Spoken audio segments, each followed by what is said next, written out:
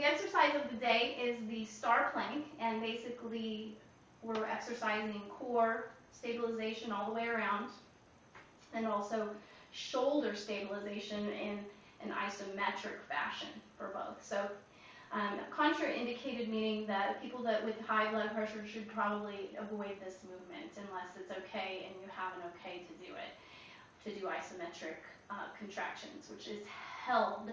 Basically, you're holding that contraction. That's what isometric means. So most of you know the plank as being on the elbows and toes, and basically right here I'm parallel with the shoulders. They're about hip width apart, my toes and my arms. And so most of you know that basic plank is that. That's fine. You can also do this movement in that motion, but for today's purposes, I want to keep it on the hands, which can also be done for wrist modification onto dumbbells or fists, okay? So you're here, and basically you're going to rotate and move to the side. My feet rotate in the same direction as my body is facing. And you can alternate sides, making sure you keep the shoulders out of the ears and the shoulder blades pulled back, so retracted. You can also do repetitive movements. So you can do repetitions on either side from here to here, or straight down with a rest or pause from here to here. You can do these progressively, that basic movement, with some kind of a weight. I don't have dumbbells today, but these little 5-pound squishy balls work.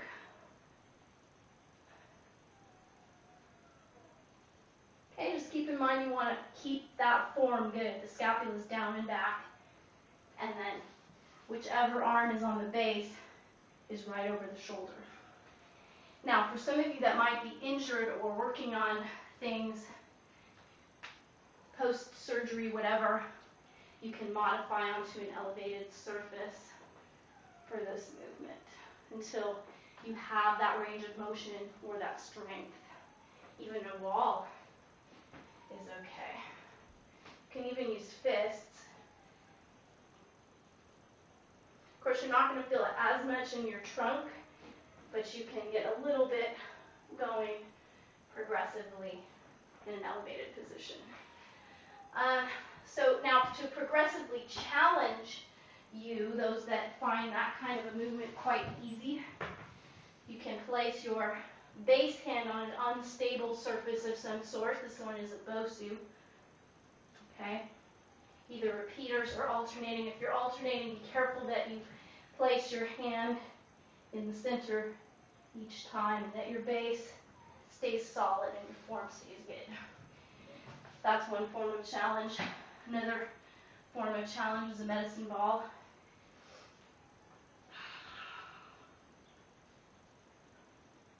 Which also elevates you a little bit. So the plank part isn't as hard as the shoulder part. Okay?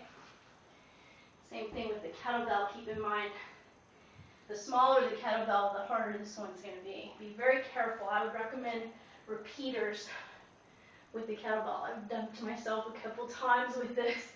So with that, okay? So there's your star plank exercise for the day.